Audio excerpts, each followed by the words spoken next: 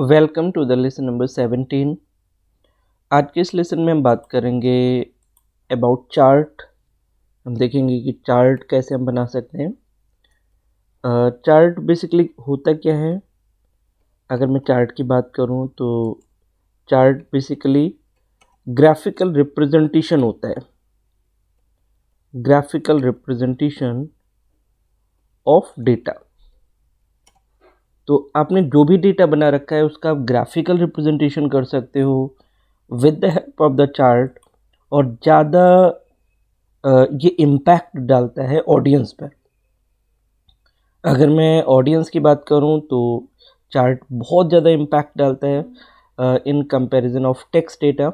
अगर आप किसी को टेक्स्ट डेटा दिखा रहे हो तो उसका इम्पैक्ट इतना अच्छा नहीं होगा जितना अच्छा होगा चार्ट का। ठीक है, तो हम किसी भी डेटा के लिए चार्ट बना सकते हैं। यहाँ पर हम डिफरेंट डिफरेंट चार्ट्स देखेंगे कि कैसे हम चार्ट्स बना सकते हैं। तो हम लोग आ जाते हैं अपने कैल्क स्प्रेडशीट पर। तो मैं ओपन करता हूँ लिब्रे ऑफिस।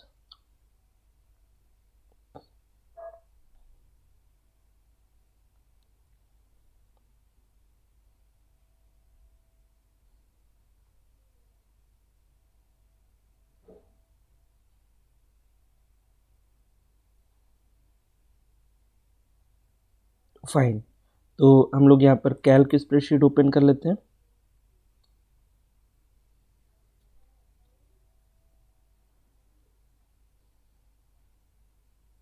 ओके, तो हमारा ये जो स्क्रीन है वो आ चुका है। अब हमें क्या करना है, हमें कोई डेटा बनाना होगा और उस डेटा को हम लोग चार्ट में कन्वर्ट करेंगे। ठीक है, तो हम लोग यहाँ पर सपोज़ कुछ एम्प्लॉयज़ का डेटा ले लेते हैं और उनकी सैलरी ले लेते हैं। जैसे मैंने यहाँ पर ले लिया अजय, विवेक, मोहित, अभय, संकल्प, मनोज। ठीक है, और यहाँ पर सैलरी ले लेते हैं। मैंने ले लिया 34,000, 36,000, 32,000, 38,000, 65,000 एंड 68,000। राइट, तो सपोज हमने ये कोई डेटा बनाया है और मैं क्या करना चाहता हूँ, मैं इसको चार्ट में कन्वर्ट करना चाहता हूँ। ठीक है, अब देखिए, अगर आप किसी को बता रहे हो कि ये हमारा डेटा है और ये एम्प्लॉयज़ हैं और इनकी ये सैलरी है। ठीक है, तो इस टेक्स्ट के इम्पैक्ट को अगर देखा जाए तो उतना ज़्यादा इम्पैक्ट नहीं होगा। ठीक है, लेकिन अगर हम इसको ग्राफिकली रिप्रेजेंट करें तो इसका बहुत ज़्यादा इम्पैक्ट होगा। ठीक है, तो देखते हैं कि कैसे हम इसको चार्ट में कन्वर्ट कर सकते हैं। ठीक है, और इसको कैसे हम चार्ट में बना सकते हैं। ठीक है, तो उसके लिए आपको जाना पड़ेगा इंसर्ट मेन्यू में और आपको यहाँ पर चार्ट पर क्लिक करना है। आप यहाँ पर क्लिक कर दीजिए। तो अब आप देखेंगे ये बाय डिफ़ॉल्ट आपको एक चार्ट दे रहा है। ठीक है, और ये है आपका कॉलम चार्ट। यहाँ पर आपका कॉलम चार्ट बना हुआ है। तो बाय डिफ़ॉल्ट आपको यहाँ पर एक चार्ट मिल जाएगा, that is the column chart. अब अगर आपको कोई अलग चार्ट लेना है तो आप यहाँ पर अलग चार्ट भी ले सकते हैं। जैसे अगर आपको ये बार चार्ट होता है, ठीक है, आप बार चार्ट ले सकते हैं। अगर आपको पाई चार्ट लेना है तो आप पाई चार्ट ले सकते हैं, this is the pie chart. ठीक है, अब ये ग्राफिकल रिप्रेजेंटेशन है, जो भी आपने डेटा बनाया है उसी को हम ग्राफिकली रिप्रेजेंट कर रहे हैं बस। ठीक है, अगर आपको एरिया चार्ट लेना है, this is the area chart. अगर आपको लाइन चार्ट लेना है, this is the line chart. ठीक है, लाइन चार्ट में क्या होता है, जो आपकी सैलरी है उसको पॉइंट के थ्रू ये रिप्रेजेंट करेगा। ठीक है, तो आप लाइन चार्ट बना सकते हैं, आप एक्स वाई स्कैटर चार्ट बना सकते हैं।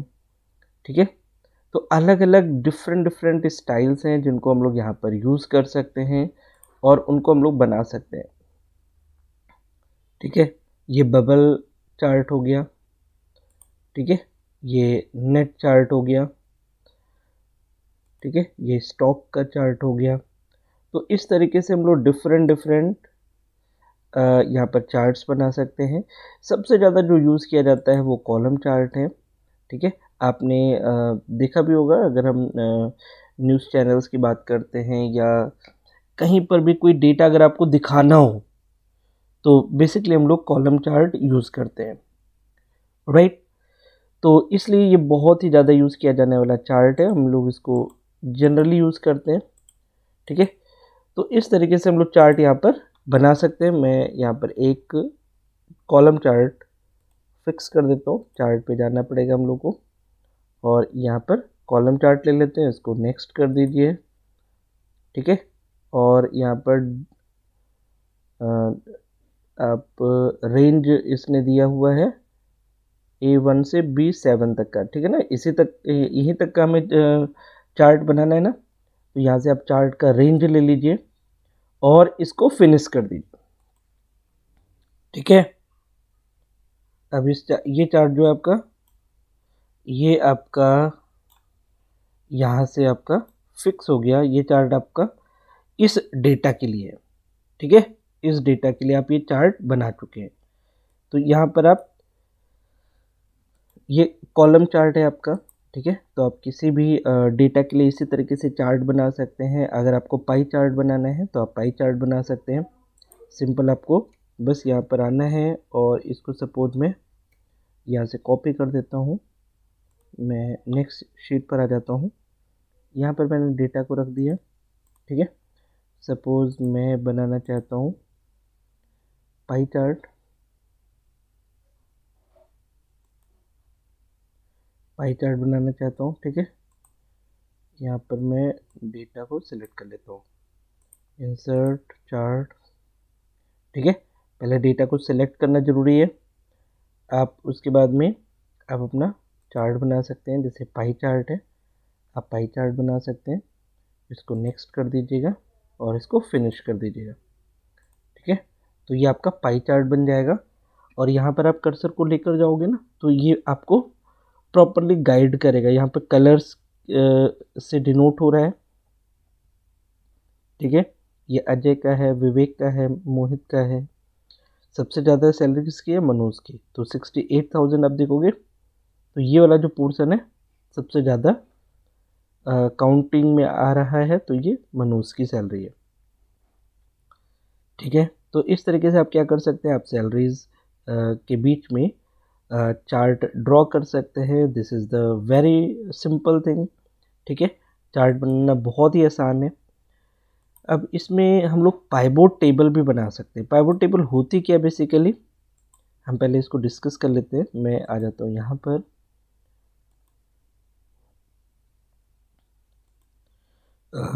यहाँ पर मैं लिखता हूँ पाइवोट टेबल, पाइवोट टेबल, ठीक है। अगर मैं पाइवोट टेबल की बात करूँ तो बेसिकली ये एक ऐसी टेबल होती है, it is a table that is used to analyze the data, ठीक है। ये एक ऐसी टेबल होती है जो डेटा को एनालाइज करने के लिए यूज़ की जाती है। अगर हमें डेटा को एनालाइज करना है, ठीक है, अगर हमें डेटा को एनालाइज करना है तो हम क्या कर सकते हैं, हम पाइवोट टेबल यूज़ कर सकते हैं, ठीक है। तो डेटा को एनालाइज करने का मतलब क्या क्या होता है कि जैसे कि सपोज आपके पास न्यूमेरिकल डेटा है, तो न्यूमेरिकल डेटा में ये उसका सम निकाल सकता है, उसका एवरेज निकाल सकता है, मैक्सिमम निकाल सकता है, एज पर योर रिक्वायरमेंट, ठीक है। तो अब इसको कैसे हम लोग कर सकते हैं, मैं यहाँ पर एक एग्ज़ाम्पल लेता हूँ, ठीक है, और उसी एग्ज़ाम्पल पर आपको मैं समझाता हूँ। यहाँ पर एक एग्ज़ाम्पल मैं स्पोर्ट्स का लेता हूँ, ठीक है। तो मैं यहाँ पर रख देता हूँ स्पोर्ट्स, ठीक है। और फिर मैं यहाँ पर रख लेता हूँ क्वार्टर्स, यहाँ पर रख लेता हूँ क्वार्टर्स और यहाँ पर कर देता हूँ सेल्स।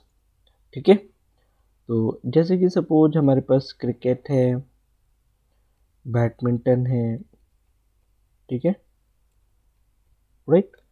मैं क्या करता हूँ, जो क्रिकेट का फर्स्ट क्वार्टर का सेल है वो मैं यहाँ पर लिख देता हूँ, सपोज $65,000 है। ठीक है, बैडमिंटन का सपोज हमारे पास फर्स्ट क्वार्टर की सेल अवेलेबल नहीं है, सेकेंड क्वार्टर की है और सेकेंड क्वार्टर की सेल है 68,000। ठीक है, इसी तरीके से हमारे पास टेनिस है, टेनिस का भी फर्स्ट क्वार्टर का सेल अवेलेबल है, सपोज $80,000 है। और इसी तरीके से हमारे पास चेस है और चेस का सेकेंड क्वार्टर का सेल अवेलेबल है 98,000। ठीक है, तो यहाँ पर हम लोगों ने क्रिकेट लिया है, बैडमिंटन लिया है, टेनिस लिया है और चेस लिया है। मैं क्या करता हूँ, हम इसको दोबारा यहाँ पर लिखेंगे और इसके आगे के क्वार्टर्स के सेल यहाँ पर लिखेंगे। जैसे क्रिकेट का फर्स्ट का हो चुका है, सपोज हमारे पास सेकेंड क्वार्टर का भी सेल है, तो सेकेंड क्वार्टर का सेल सपोज 76,000 है। बैडमिंटन है, बैडमिंटन का सपोज हमारे पास थर्ड क्वार्टर का सेल है, ठीक है, 85,000 है सपोज। टेनिस है, टेनिस का सेकेंड क्वार्टर का सेल अवेलेबल है, 79,000 है। ठीक है, और इसी तरीके से चेस है, चेस का भी थर्ड क्वार्टर का सेल अवेलेबल है, सपोज 97,000 है। ठीक है, एक बार और यहाँ पर हम लोग लिखेंगे, इसको हम लोग क्रिकेट से स्टार्ट किया था हम लोगों ने, यहाँ पर इसको हम फिर से कॉपी कर रहा हूँ, मैं सेलेक्ट करके कॉपी कर रहा हूँ। ठीक है, क्रिकेट का हमारा सेकेंड क्वार्टर का हो गया है, इसको थर्ड क्वार्टर कर दीजिए। थर्ड क्वार्टर का सपोज 82,000 है। बैडमिंटन है तो बैडमिंटन का फोर्थ क्वार्टर ले लिया जाए, इसका फोर्थ क्वार्टर ले लेते हैं और इसका सपोज है 82,000। और टेनिस का हमने सेकेंड ले लिया था, थर्ड क्वार्टर ले लीजिए। टेनिस का यहाँ पर सेकेंड थर्ड क्वार्टर आ जाएगा, सपोज मैं मान लेता हूँ 86,000 है। और चेस का फोर्थ क्वार्टर ले लेते हैं, फोर्थ क्वार्टर, और यहाँ पर हम लोग कर देते हैं 98,000। ठीक है, सपोज ये हमारे पास कोई डेटा है, ठीक है, ये हमारे पास कोई डेटा है जिस पर हमें पाइवोट टेबल लगानी है, राइट। तो हमें क्या करना पड़ेगा, पाइवोट टेबल जैसा कि मैंने आपको बताया कि यूज़ किया जाता है अगर हमें डेटा को एनालाइज करना हो। ठीक है, अब वो कैसे एनालाइज करेगा, इसमें से वो देखेगा कि क्रिकेट के कितने डेटा है। तो क्रिकेट का हमारा 1, 2 और 3 डेटा है ना, तो क्रिकेट का डेटा जो है ना वो एक जगह पे कर देगा। ओके, उसके बाद में वो देखेगा बैडमिंटन का कितना डेटा है, बैडमिंटन का डेटा उठाएगा और एक जगह पर कर देगा। टेनिस का डेटा देखेगा वो कितना बार है, उसको उठाएगा और एक जगह पर कर देगा। इसी तरीके से चेस का डेटा उठाएगा और एक जगह पे कर देगा। ठीक है, प्लस उसका सम भी निकाल देगा, क्रिकेट में जितने भी क्वार्टर्स है उनका अलग सम निकालेगा। ठीक है, तो इस तरीके से हम इसको एनालाइज कर सकते हैं। ठीक है, तो अब कैसे इसको एनालाइज करेंगे, पाइवोट टेबल के थ्रू। हमें क्या करना है, पहले इस डेटा को पूरा सेलेक्ट कर लीजिए, आपको बस सिंपल ऐसे सिलेक्शन करने हैं, फिर इंसर्ट पे जाना है और यहाँ पर पाइवोट टेबल पर जाना है। पाइवोट टेबल पे आपको करना है करंट सिलेक्शन। ठीक है, करंट सिलेक्शन है ना, ये आपका करंट सिलेक्शन हो गया क्योंकि हमने सेलेक्ट किया हुआ है, इसको ओके कर दीजिए। ठीक है, मैंने ओके कर दिया है और यहाँ पर अवेलेबल फील्ड क्या है, स्पोर्ट्स है, क्वार्टर्स है, सेल्स है। ठीक है ना, और यहाँ पर आपको ये पेज फील्ड हो गया और ये कॉलम फील्ड्स हो गया। ठीक है, और यहाँ पर ये रो फील्ड्स है और डेटा फील्ड्स है। ठीक है, तो हम लोग क्या कर सकते हैं, drag the items into the desired position, ठीक है, drag the items in the desired position. मैं इसी को अगर ओके करता हूँ, the pivot table must contain at least 1 entry, ठीक है। तो अब आप देखिए यहाँ पर मैं इंसर्ट पे जाता हूँ, फिर से पाइवट टेबल पे जाता हूँ, ओके करता हूँ, ठीक है। यहाँ पर ये पेज फील्ड हो गया और यहाँ पर ये सेल्स हो गया, ये पेज का फील्ड हो गया। और यहाँ पे रो फील्ड कर देते हैं,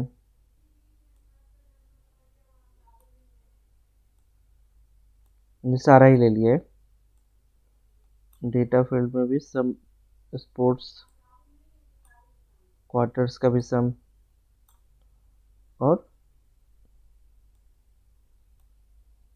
सिर्फ हम सेल्स का सम निकालेंगे, ठीक है। इसको ओके कर दीजिए। तो यहाँ पर आप देखेंगे बैडमिंटन, चेस, क्रिकेट, टेनिस, तो आप देख रहे होंगे बैडमिंटन का इसने रिकॉर्ड क्या किया है, एक जगह पे कर दिया है, ठीक है। इसने बैडमिंटन का रिकॉर्ड क्या किया है, एक जगह पर कर दिया है। यहाँ पर कैंसिल कर दीजिएगा, ये पाइवट टेबल की शीट है हमारी, ठीक है। इसने क्या किया है, बैडमिंटन का जो रिकॉर्ड है वो एक जगह कर दिया, चेस का रिकॉर्ड एक जगह कर दिया, क्रिकेट का एक जगह कर दिया और टेनिस का एक जगह कर दिया, ठीक है। इसने क्या करा, एनालाइज करा है डेटा को, और फिर उसके बाद में इसने यहाँ पर टोटल भी निकाल दिया, ठीक है। जो ग्रैंड टोटल होता है ना, सभी का अलग अलग डेटा लिया और उसका इसने ग्रैंड टोटल भी यहाँ पर निकाल दिया। तो पाइवट टेबल के लिए सबसे पहले आपको डेटा बनाना होगा। डेटा किस तरीके का है वो आपके ऊपर डिपेंड करता है, ठीक है। किसी भी तरीके का डेटा आप बना सकते हो, और आपको इस तरीके से उसको लेबलिंग करनी पड़ेगी। आप जैसे सेल्स पर अगर आपको निकालना है सम, तो सेल्स का डेटा लेना पड़ेगा, तो जो न्यूमेरिकल वैल्यू है उस पे आप सम, एवरेज, काउंट, मैक्स, मिन ये सब अप्लाई कर सकते हैं, ठीक है। तो इस तरीके से आपको ये सारा डेटा यहाँ पर दिख रहा है, आपको यहाँ पे ये क्वार्टर्स है आपके जो सारे दिख रहे हैं, ठीक है। यहाँ पर आपका ये डेटा है जो दिख रहा है। इसमें आप चाहते हो कि नहीं मुझे बैडमिंटन का नहीं चाहिए, तो आप ओके कर दीजिए, तो बैडमिंटन का रिकॉर्ड नहीं दिखेगा, ठीक है। यहाँ पे आपको सपोज चाहिए क्या, सिर्फ आपको टेनिस चाहिए, तो ओके कर दीजिए, सिर्फ आपको टेनिस का रिकॉर्ड दिखेगा, ठीक है। यहाँ पर वो टेनिस के रिकॉर्ड को एक साथ फिल्टर कर देगा और यहाँ पर आपको उसका ग्रैंड टोटल भी मिल जाएगा। अगर आपको सारे रिकॉर्ड चाहिए तो यहाँ पे सारे रिकॉर्ड कर दीजिए और ओके कर दीजिए, ठीक है। अब इसी तरीके से आप क्वार्टर में भी चेक कर सकते हैं, अगर आपको सिर्फ फोर्थ क्वार्टर का ही चाहिए, ठीक है, सिर्फ फोर्थ क्वार्टर का चाहिए, तो जहाँ जहाँ फोर्थ क्वार्टर होंगे सिर्फ वो रिकॉर्ड्स आपको यहाँ पर दिखेंगे। तो इस तरीके से डेटा को आप एनालाइज कर सकते हैं अपने अकॉर्डिंग, ठीक है, और उसको आप यूज़ कर सकते हैं, ठीक है। तो इस तरीके से हम लोग चार्ट बना सकते हैं और पाइवट टेबल बना सकते हैं। पाइवट टेबल देखा जाए तो बहुत ही यूज़फुल है, क्योंकि हम लोग इसको मैक्सिमम केसेस में यूज़ करते हैं। जहाँ भी हमें डेटा एनालाइज करना होगा वहाँ पर हम पाइवट टेबल यूज़ करेंगे। तो इसको करके देखिएगा, ठीक है, और इसकी प्रैक्टिस बहुत ज़रूरी है। तो आज के इस लेसन में हम लोग इतना ही रखेंगे। मिलते हैं कल एक नए लेसन में। So thank you so much for watching this lesson. Thank you.